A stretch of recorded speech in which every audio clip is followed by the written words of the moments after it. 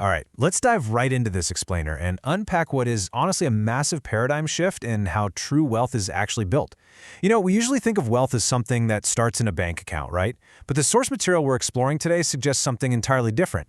It points out that wealth actually begins as a quiet pattern of thinking, like this architecture of the mind that usually forms years or even decades before any actual money shows up. And to truly wrap our heads around this, we need to start with a fascinating historical mystery. Just picture this for a second.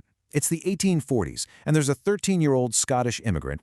Just picture this for a second. It's the 1840s, and there's a 13-year-old Scottish immigrant working grueling 12-hour shifts as a bobbin boy in a cotton mill. And for all of this totally exhausting manual labor, he's earning mere cents a week. His family had almost nothing after his dad's handloom weaving trade was basically wiped out by industrial machinery. So this kid had absolutely no capital, zero connections, and honestly no obvious path forward.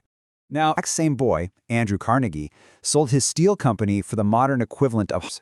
For a brief moment, he was literally one of the richest private citizens on Earth. But here's the thing. According to our research, the fortune itself isn't even the most interesting part of the story. The really interesting part is what was happening inside his head decades earlier while he was still sweeping those factory floors. And this beautifully illustrates the core question of our explainer today. Researchers and financial institutions have noticed this consistent pattern. You could take two people, give them the exact same income, the same country, the exact same access to banks and jobs. Let 2 decades pass, and one ends up financially free, while the other is still treading water just to stay afloat. So what's the deal here? If it's not purely about starting conditions, or luck, or privilege, what hidden variable is quietly determining their financial future? Section 1. The Psychological Engine, and understanding your default operating system. Well, to answer that, we really have to look beneath the surface. I mean, nobody sits down as a child for a formal lesson on how to think about money, right? Instead, we absorb our beliefs about money under pressure. It's kind of like how we absorb an accent from our parents. We hear the phrases used during stressful financial months, we watch how adults react to unexpected bills, and we just internalize it. Because of this, most of us are walking around with a survival-based operating system. And the crucial point here is that you simply cannot hold a posture of survival and a posture of long-term strategy at the exact same time. We keep flinching at financial shadows that actually disappeared years ago. But since these beliefs were absorbed rather than deliberately chosen, they can absolutely be examined and replaced. So how do we replace them? Psychologists point to a universally replicated behavioral science concept called your locus of control. This basically measures whether you believe your life's outcomes come mainly from your own actions or if you think they're mostly dictated by outside forces. It's one of the most consistently proven findings in behavioral science, and it heavily dictates how our brains process financial reality. Look at how these two totally different mindsets process the exact same setback. Someone with an internal locus of control, they treat a failed business as pure information. It's just data about what to adjust for the next time. But someone with an external locus treats that exact same failure as confirmation that trying again is pointless, proof that the system is rigged against them. Now, having an external locus absolutely protects your ego by removing the blame today, but it completely destroys your ability to change your financial tomorrow. And right alongside your locus of control is the second foundational concept, delayed gratification.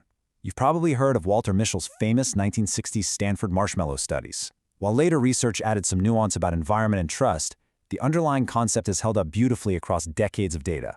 The capacity to trade a smaller reward now for a larger reward later correlates with significantly better life and financial outcomes. When you combine an internal locus of control with the willingness to delay gratification, you establish the psychological engine of the wealthy mind.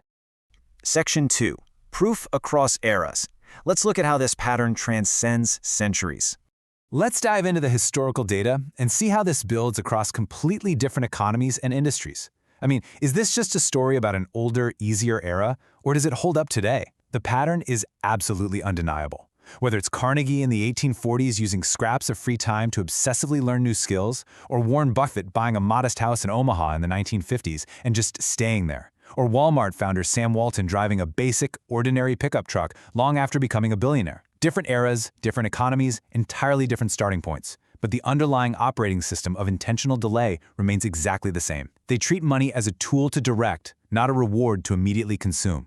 We can really starkly contrast the intentional delay of self-made billionaires who anchor themselves to decisions made with intention rather than just reflexively upgrading their lifestyles with decades of data on lottery winners. Multiple studies show a huge portion of people who receive large, sudden, unearned windfalls find themselves in total financial ruin shortly after.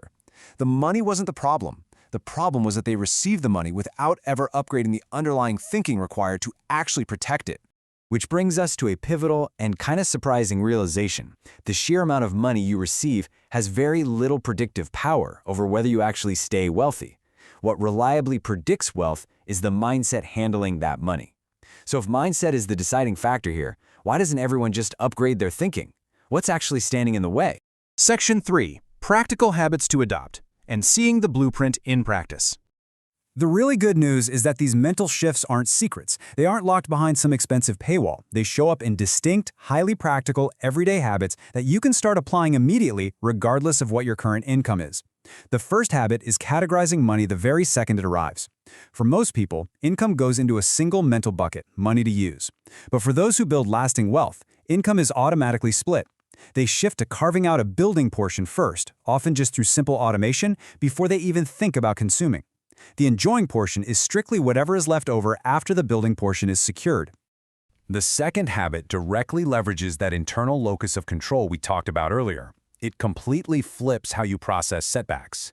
Instead of asking, "Why did this happen to me?" which, let's be honest, is a question that just keeps you circling the exact same spot in a pity party, you ask, "What does this teach me for the next attempt?" This forces you to extract data and lessons, which inherently moves you forward. And that forward-thinking mindset fuels the third habit, stopping before every single non-essential purchase to calculate the invisible cost. Most people look at their bank balance and ask, "Can I afford this today?" But the wealthy mind asks, "What does choosing this cost me somewhere else, further down the line?"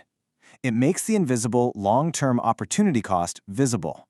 And no, you don't need a complex spreadsheet for this. You just need to build the habit of asking the question. Section 4. The reality of constraints and addressing structural inequality. Now, to keep this explainer perfectly objective and intellectually honest, we absolutely have to address an important counterargument. You might be sitting there asking yourself, doesn't this entire psychological framework just ignore the harsh realities of inequality? Does it ignore the massive structural advantages of having access to top-tier education, inherited capital, reliable healthcare, or simply being born in the right place at the right time? The simple, honest answer is yes, those structural advantages are undeniably real, and pretending otherwise would just be dishonest. Mindset alone does not magically erase decades of unequal starting points. And actually, this is a fact that Carnegie himself recognized later in life. He forcefully advocated, in his famous essay, The Gospel of Wealth, that those with vast fortunes have a responsibility to use their wealth to expand opportunity for those born with less, specifically because circumstance deeply matters. So the nuanced truth you really need to take away from this is that mindset isn't a magical replacement for fairness. Rather, mindset operates within your real, tangible constraints. Two people facing the exact same structural disadvantages can still make very different choices within the room they have to move in. And those choices, driven by an upgraded operating system, compound over time to improve your position, entirely regardless of where your starting line was drawn. Mindset remains one of the few powerful levers firmly within your control. Section 5. The final choice. Which side of the pattern will you stand on?